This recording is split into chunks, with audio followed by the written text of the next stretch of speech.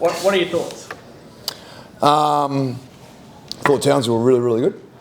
And I thought they did a really good job of taking us out of our stuff and being super physical with us. I thought our first half we should have been down by 50. And to be down by 5 at half time, I was really happy with, and I was happy with the way we stuck it out. But that had the hallmarks of a 50-point loss everywhere. The fact we were in it for so long was really pleasing, but I thought we were really a mile off.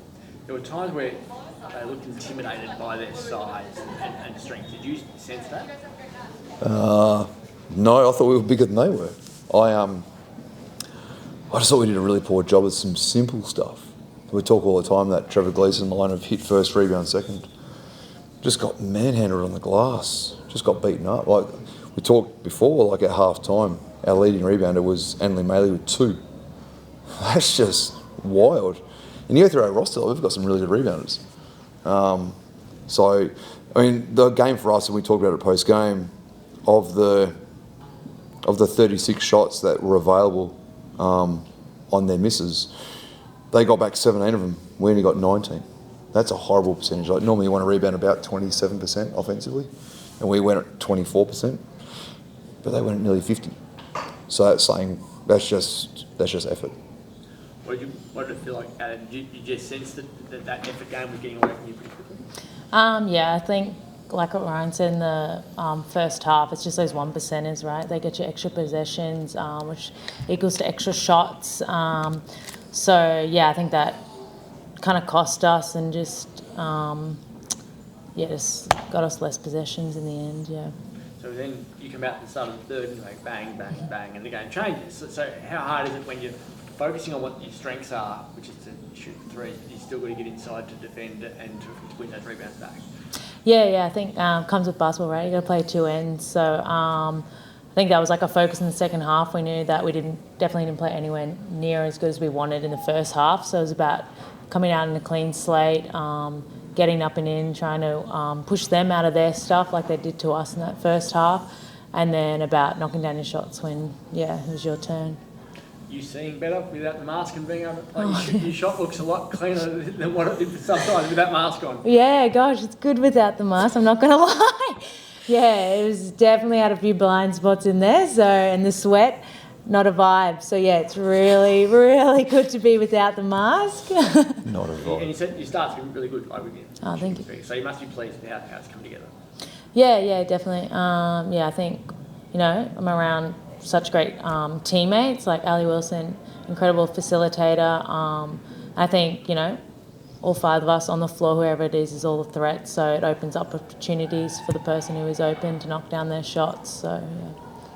The pressure you showed to get yourself back into the contest, numerous shot clock violations by them or shots where they were right on the point. But is that where you can really highlight that part of your game and say, when we do that, that's where we're really strong? Yes and no. Like when we were locked in, we were pretty good, but we were just a step behind all night. And again, Townsville were brewing. They should have won by a lot more than 4. But the fact we could hang around that for that long and even hit the lead in the 4th, playing largely that poorly, that'd be the highlight for us and the part we go away with. Clearly, we've got a lot to work on, and to only lost that by 4. Again, Townsville will be right around the mark as they always are again this season. But to get that close when you have a bad game, a really bad game, that'll be the glass half full for us. You've got a tough schedule, 3 games in 8 days. Like, how are you handling that to try to make sure that you're okay for it, given it's the toughest one in the league? Yeah, well, the rotations, and you saw it against Southside. We rotated really heavily early. I think we were trying to really keep, last week going into that 4th quarter against Southside, we were trying to keep Annalie and Ali both below 25 minutes. And then they kept their starters on for most of the 4th, so we had to bring them back on at some point. But we kept them both under 30, which was nice. And even tonight, obviously we played Letitia a bit more because she only played 14 game 1. And then kept Ali down to 32 and Annalie down to 32. So we're doing everything we can right now, whilst obviously we're a pretty important soldier down. Is that difficult when you know that it's at Miami, so you have to push others out, but you would have been planning Yeah. to be there, and this is, as it is a tougher schedule in the league? Yeah, like in the back of my head, I've always got, and right or wrong, okay, if emergency break glass, You can play Annerley 35, 36, and Atwell's pretty similar. Again, assuming they're playing to their normal standards, you've got about 35 minutes each in the bank. But even on a bad night, you're still going to play the two of them 30 each.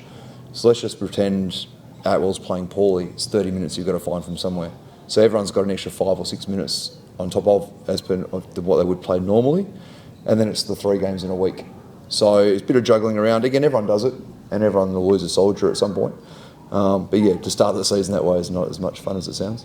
So I asked them, and they said they didn't know what the ruling is within the league about head clashes, like when both went off late. That was only a couple of minutes for me. It looked horrible, and they're both bleeding from their head. I was surprised there was no concussion sort of protocol or leaving them off to check out. They were both on within a couple of minutes. Do you know what is there a rule? Do you know what you have to do? I don't know. Like I said before, I'm trying to be an expert at my area, and I rarely get that right.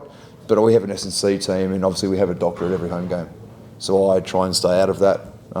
Again, Dr. Peter Steele takes care of it for us. Our S&C coach looks over it as well. I was more concerned when they both went down because, and again, as I said last week, not a doctor.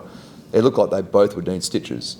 It's like, well, there's only one doctor here, so what's going to happen here? But then next thing, they're both back on the court pretty quick, which is a good sign. But I don't know what the rules are. That's what we have a doctor here for. Cool. All good?